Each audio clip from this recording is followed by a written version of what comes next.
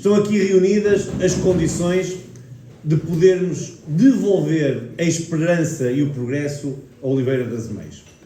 Uma comissão política que reúne os seus mais históricos, que junta na mesma sala aqueles que já muito fizeram pelo partido e por este Conselho, com os mais jovens, aproveitando para cumprimentar a Filipa, a Presidente da JSD, que nos brinda aqui com o histórico e a tradição do partido, que une o partido e sabendo ainda mais que o Conselho está estagnado, que o Conselho é um Conselho dos que mais contribui para o PIB nacional. Um Conselho que tem aqui da melhor indústria, dos melhores empresários que há no país. Estão aqui reunidas as condições, Nuno, para que possamos voltar a celebrar uma vitória autárquica em Oliveira das Meias. É isso que nós queremos e é para isso que nós contamos também com esta Comissão Política Conselhia. Queria cumprimentar a primeira eleita na Câmara Municipal, a Carla Rodrigues, minha amiga, minha estimada amiga, com quem tive o prazer de trabalhar na Assembleia da República, e testemunhar aqui duas coisas. A primeira, a excelência do trabalho dela como deputada na Assembleia da República, e depois também testemunhar aqui o facto de ela nunca ter esquecido de onde vinha. A defesa de, se me permitem, de Cocujens e de Oliveira das Meias era sempre uma das prioridades da Carla, e eu queria aqui fazer também essa homenagem à minha amiga Carla Rodrigues. Queria cumprimentar as senhoras e os senhores deputados da Assembleia da República, agradecer-lhes o facto de estarem aqui hoje também presentes, saudar o Presidente da Comissão Nacional da Auditoria Financeira, o meu amigo Almiro. É, creio eu, uma honra para o Distrito de Aveiro, creio que deve ser a primeira vez que isso acontece, ter em simultâneo dois presidentes de órgãos nacionais do partido. Um que preside a Comissão Nacional da Auditoria Financeira e o outro preside a Comissão Política Nacional e que é atualmente líder do PSD, que irá ser Primeiro-Ministro de Portugal, o Dr. Luís Montenegro. Queria cumprimentar também o Paulo Cavaleiro, Secretário-Geral Adjunto da Comissão Política Nacional, também oriundo deste distrito, e saudar todos os autarcas, presidentes de junta, deputados da Assembleia Municipal, eles que são, como eu costumo dizer e gosto de dizer, os nossos generais no terreno, aqueles que mais de perto conhecem as comunidades e as populações. Estão por isso reunidas, dizia eu, as condições de devolvermos a Oliveira das Meias aquilo que deve ser o progresso, o desenvolvimento sustentável, a captação de investimento, o apoio aos que mais precisam. E eu não tenho dúvidas, e hoje nesta sala estão aqui também ex-presidentes de Câmara Municipal, que eu aproveito para cumprimentar, saudar e agradecer o que já fizeram por este Conselho e pelo partido. Não tenho dúvidas, dizia, que não é com a governação do Partido Socialista que nós lá vamos. Não é aqui em Oliveira das Meias, como não é também no país. Em 30 de janeiro deste ano, os portugueses votaram e escolheram dar uma maioria absoluta ao Partido Socialista, reconduzindo por isso o Dr. António Costa como Primeiro-Ministro de Portugal, e foram claros ao atribuir ao PSD o papel de maior partido da oposição. Aquilo que eu queria aqui assumir convosco hoje é que o PSD não se desviará 1 milímetro do compromisso de ser uma oposição exigente, vigilante e também alternativa ao Partido Socialista. E para isso nós hoje temos um Partido Social Democrata unido, coeso e próximo.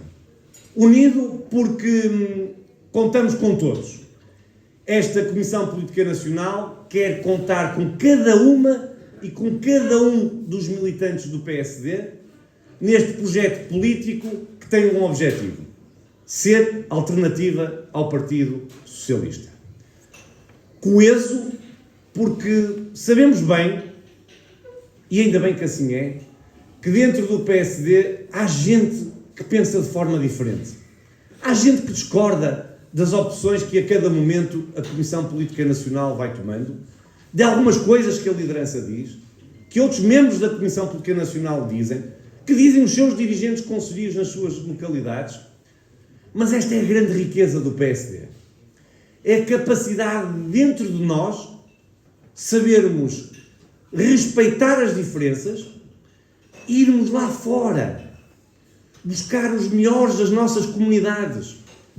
Como eu também gosto muito de dizer, recuperando a velha alma do PPD-PSD, de ir de terra em terra, buscar o melhor carpinteiro, o melhor eletricista, o melhor médico, o melhor professor, aqueles em quem as comunidades se revêem, trazendo-os para dentro do partido, podendo trazê-los a participar com o PSD, para, respeitando as diferenças, fazer dessas diferenças a grande força de coesão desta grande máquina laranja que é o Partido Social Democrata.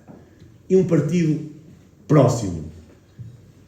Próximo, desde logo, das suas bases e dos seus dirigentes. Eu quero-vos dizer que nós respeitamos muito os nossos militantes e as nossas estruturas. Queremos estar próximas delas. É por isso que, repito, com muito gosto que estou aqui, onde me sinto bem.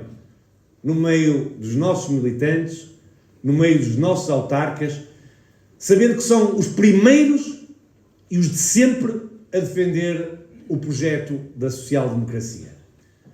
E não é por acaso que o presidente do PSD decidiu viver, e essa é a palavra certa, viver uma semana em cada mês num distrito diferente do país. É de resto uma iniciativa do ponto de vista político inédita, porque é a primeira vez que um líder partidário vai visitar todos os concelhos de Portugal continental e das regiões autónomas. Começou em Viseu, já passou por Évora, começa amanhã mesmo a semana em Viana do Castelo, visitando todos os concelhos de cada distrito, arrendando uma casa, indo ao supermercado local, indo ao café local, visitando as empresas, as instituições, falando com as pessoas olhos nos olhos. Eu creio que não direi asneira nenhuma, ou não direi nada com o qual todos não concordemos, que há de facto um afastamento, ou houve de facto um afastamento, ou há um afastamento do eleitorado face ao Partido Social Democrata. Nós há muitos anos que não ganhamos eleições nacionais no país. Não é de agora. Nós, a última eleição que ganhamos e que não governamos foi em 2015, mas já antes da eleição legislativa de 2015, nós tínhamos perdido as eleições autárquicas e as eleições europeias. Voltamos a perder mais 2 vezes eleições autárquicas, mais 1 vez eleições europeias e 2 vezes eleições legislativas. E se nós não encararmos este problema de forma factual, nós não vamos conseguir dar a volta a isto. Há um afastamento dos eleitores relativamente ao Partido Social Democrata. E nós só recuperamos a confiança das portuguesas e dos portugueses com proximidade, explicando o nosso projeto, indo ao combate político, como o PSD sempre fez, sem ter medo da polémica, nem sempre dizendo aquilo que nós sabemos que os outros querem que nós digamos. E deixem-me dizer-vos, não fazer política para o aplauso dos comentadores da televisão e dos jornais que normalmente são todos de esquerda. Eu devo-vos dizer, eu quando vejo os Daniéis Oliveiras desta vida, ou outros que tanto, a aplaudir o PSD, alguma coisa está mal. É sinal que nós estamos a agradar ao que eles querem ouvir, mas nós sabemos que eles nos aplaudem, mas nunca votam em nós.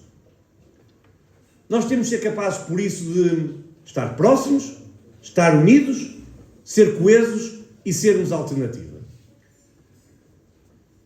Mas não o devemos querer ser porque somos laranjinhas. Não o devemos querer ser porque queremos a todo custo que o PSD chegue ao poder, nas câmaras municipais, no governo. Nós devemos querer ser alternativa ao Partido Socialista porque o país precisa mesmo de nós. Este governo tem cerca de 6, 7 meses de funções. E nestes 6, 7 meses de funções sobejam razões para se perceber que o país não está bem e que o governo está absolutamente desgovernado. Se por um lado nós hoje temos o PSD como referencial da oposição, com estabilidade, unidade, coesão, como vos dizia, temos os outros partidos. Ainda hoje se anunciou que o Partido Comunista Português vai mudar a liderança do seu secretário-geral. O Sr. Jerónimo de Sousa deixará de ser secretário-geral do Partido Comunista Português, passado quase 2 décadas. A Iniciativa Liberal está a mudar de líder e numa guerra interna. E temos o Partido Socialista em guerra fratricida dentro do próprio governo. Eu repito, se por um lado temos um PSD unido, um PSD coeso e um PSD próximo, por outro lado temos um governo em guerra interna permanente. Porquê? Porque aqueles que querem suceder ao Dr. António Costa já perceberam que é este o momento de se começarem a mexer, porque o governo está em fim de ciclo. Veja-se que os potenciais sucessores do primeiro-ministro António Costa. Fernando Medina, Ministro de Estado, Ministro das Finanças. Com 2 meses de governação, alguém pôs cá fora que queria contratar para o Ministério das Finanças alguém que o havia contratado para uma televisão, a ganhar mais do que o próprio Ministro, para um lugar, dizia ele, que era absolutamente essencial para acompanhar as políticas públicas. Ora, num instante, o lugar deixou de ser essencial e a pessoa deixou de ser contratada e o lugar ainda hoje está vago. O Ministro Pedro Nuno Santos, daqui, do Distrito de Aveiro, o tal que fazia tremer os credores porque dizia que não pagava. No mesmo dia que despachou 3 aeroportos, era Obras na Portela, Montijo e Alcochete mais à frente, viu-se desautorizado pelo Primeiro-Ministro. A guerra dentro do governo entre os potenciais sucessores do Dr. António Costa junta-se à incompetência deste governo e não permite que o governo faça aquilo para o qual foi mandatado, que era governar. Nós temos um governo que é um governo incompatível. Incompatível entre eles, pelo que acabei de dizer, pela guerra fratricida para a sucessão ao Dr. António Costa. É incompatível entre os próprios membros de cada ministério. Vejam ao que isto chegou. Nós tivemos um Ministro da Economia que defendeu, e bem, diga-se de passagem, uma diminuição transversal do IRC, do Imposto sobre as Empresas. O Ministro da Economia foi desautorizado pelo Ministro das Finanças e pelos próprios Secretários de Estado. Secretários de Estado que ele tutela.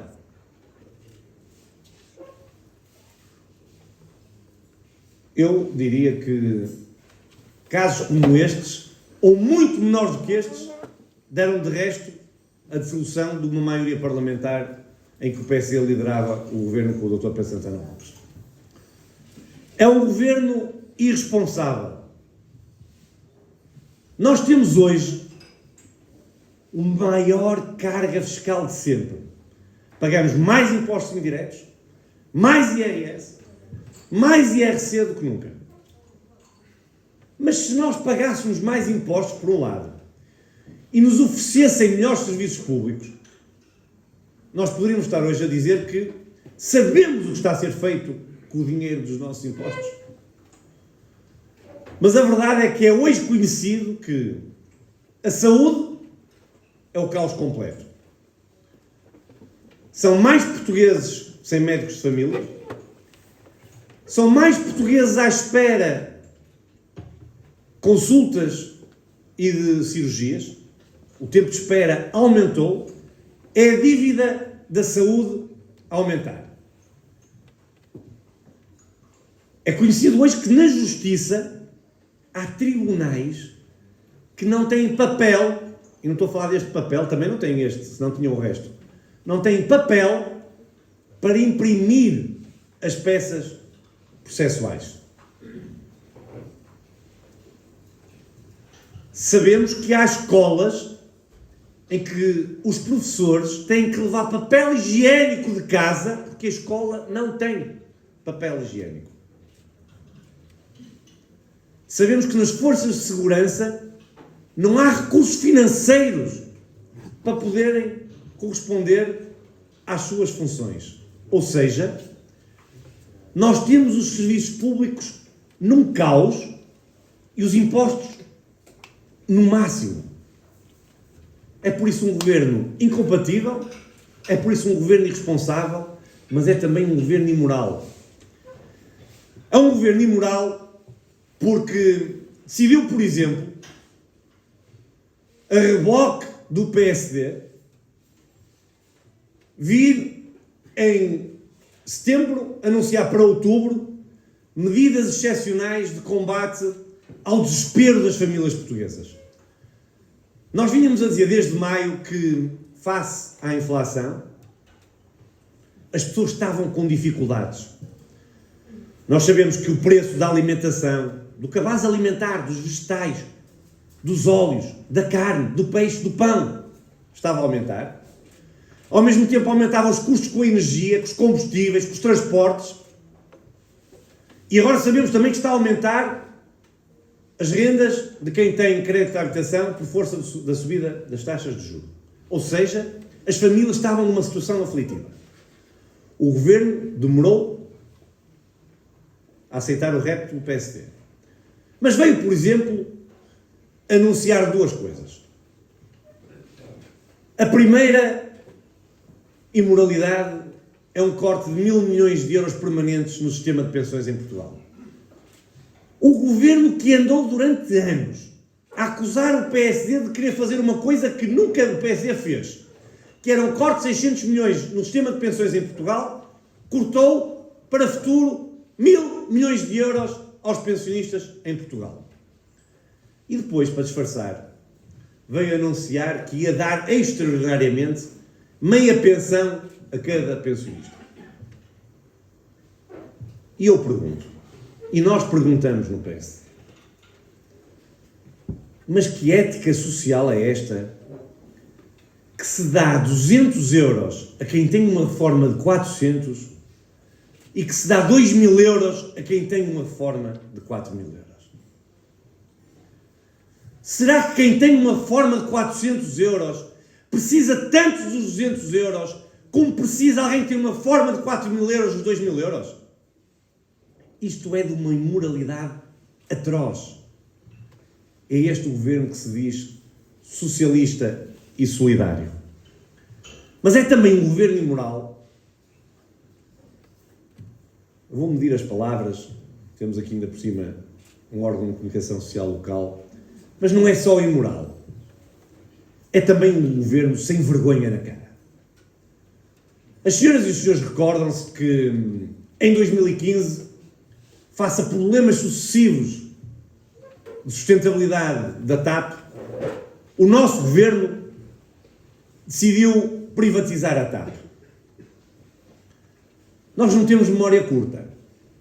E lembramos bem das manifestações daquele senhor que é cineasta, que vinha todos os dias para os telejornais defender o movimento contra a privatização da TAP.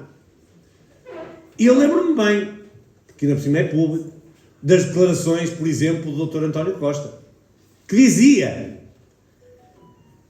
a TAP é tão importante hoje para Portugal, vejam lá, como foram as caravelas nos tempos dos descobrimentos. É como o Partido Socialista faz sempre, é tudo à grande. Comparar a TAP às caravelas, anúncios com PowerPoints. E mal chegaram ao governo, o que é que eles fizeram? Renacionalizaram a TAP. A TAP que tinha sido privatizada por nós, que tinha mudado a frota de aviões, que era privada, cuja responsabilidade da dívida era privada. O Partido Socialista, com o seu ministro Pedro Nuno Santos, daqui de Aveiro à cabeça, a dizer que a TAP tinha que ser pública, o patrão da TAP tinha que ser o Estado. Estão aí as declarações para quem quiser ver. nacionalizaram a TAP. Só que, entretanto, veio a pandemia. E do vosso dinheiro, o governo socialista, dos nossos impostos, injetou na TAP cerca de 3,2 mil milhões de euros. Comparando isto com o que estão a cortar agora nas pensões, estão a ver.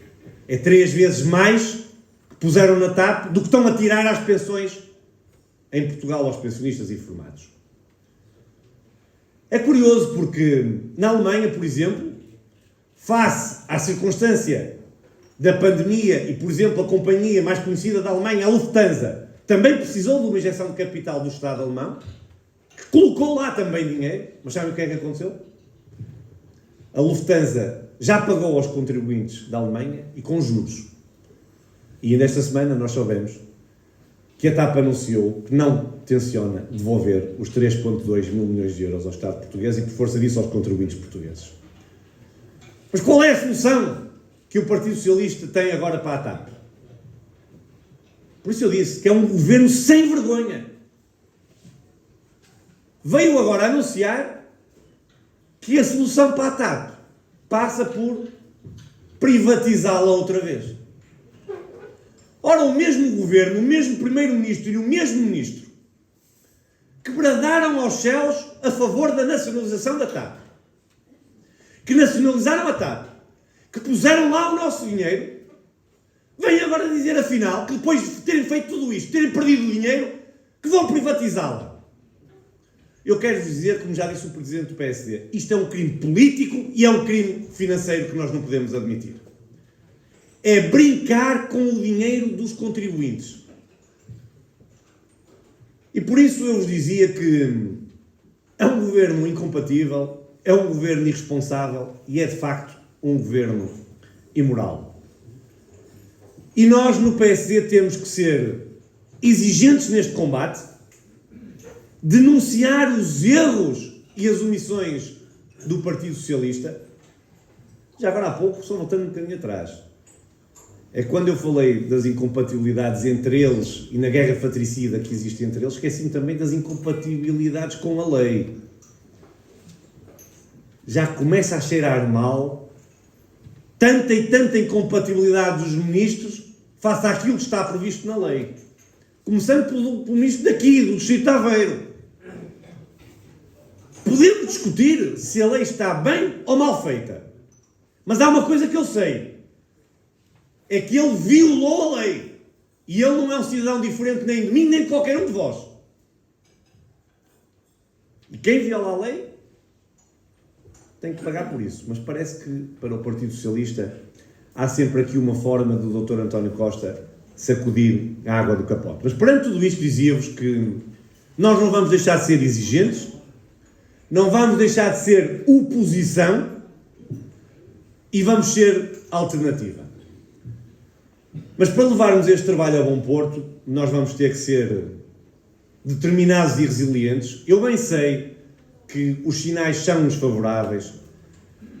Eu bem sei que são tantos os erros e as omissões do Governo que parece que o Governo está-se a degradar todos os dias. Mas eu quero dizer que eu entendo que esta legislatura, é de resto também a minha convicção, vai durar os 4 anos. E ela deve durar os 4 anos. Deve durar os 4 anos, desde logo, porque a estabilidade política é um bem em si próprio. É importante que haja estabilidade política. Mas é também importante que este governo dure os 4 anos para que o Partido Socialista seja responsabilizado pelo que anda a fazer na governação. É importante que eles tenham a obrigação, desculpem a expressão mais ligeira, mas de limparem as borradas que andam a fazer. É que as senhoras como eu e os senhores como eu, creio que estão fartos de sermos nós a ir para o governo limpar as borradas do Partido Socialista. Foi assim a seguir ao engenheiro Guterres quando nos deixou no pântano, foi assim a seguir ao engenheiro Sócrates quando nos deixou na bancarrota, E é agora com o Dr. António Costa a deixar-nos na cauda da Europa.